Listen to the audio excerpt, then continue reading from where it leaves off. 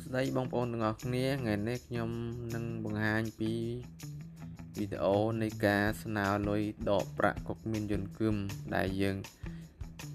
ចប់អាណត្តិត្រឡប់ទៅស្រុកខ្មែរវិញហើយសម្រាប់ខ្ញុំគឺខ្ញុំដាក់ចូលក្នុងកងធនាគារខ្ញុំអត់ដកនៅបលៀនទេហើយគឺខ្ញុំមកស្នើកន្លែងតំបន់ខ្ញុំហ្នឹងហើយតំបន់ខ្ញុំហ្នឹងគឺនៅជិតផ្ទះដែរជិះឡានប្រហែលជាកន្លះម៉ោងទេហើយខ្ញុំមកដល់ជិះចដាវយន្តទៅឡើងជាន់ទី4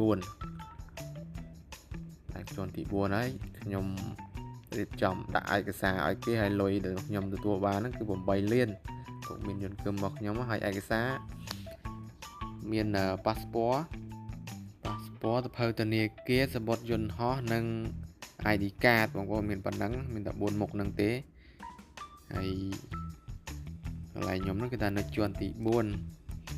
តែជាប់ធនាគារនងយបហ្នឹងអាស័យដ្ឋានវាមិនពិបាកទេតែខ្ញុំអត់ស្គាល់ទេលីងគេថាឲ្យបងប្រុសហ្នឹងជូនមកហើយបន្ទាប់ពីហើយទៅនងមានញ៉ាំអីទាំងជុំគ្នាទៅដោយសារសិតតអ្នកអត់ហូបទាន់ហូបបាយទាំងអស់គ្នាហើយសៀហ្វីមកប៉ោះទៅសម្រាប់មហោបវិញគេថាចានហ្នឹងគឺប៉ុនឆ្នាំងតែម្ដងតែ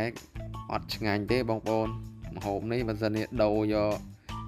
ប្រហុកទឹកគ្រឿងវិញខ្ញុំយកប្រហុកទឹកគ្រឿងវិញព្រោះថាខ្ញុំអត់ហូបម្ហូបកូរ៉េអត់សូវកើតទេហើយទីតាំងហ្នឹងឃើញខ្ញុំថតហ្នឹងគឺនៅជាប់ធនាគារនងយបជាន់ទី4ហើយខាងឆ្វេងហ្នឹងគឺកន្លែងទីតាំងសម្រាប់ដែលយើងចតរថយន្តពេលយើងមកយើងមានរថយន្តអីចឹងណាវីដេអូហ្នឹងគឺមានតែប៉ុណ្្នឹងទេបងប្អូនទុកបងប្អូនណាដែលមិនទាន់ចេះ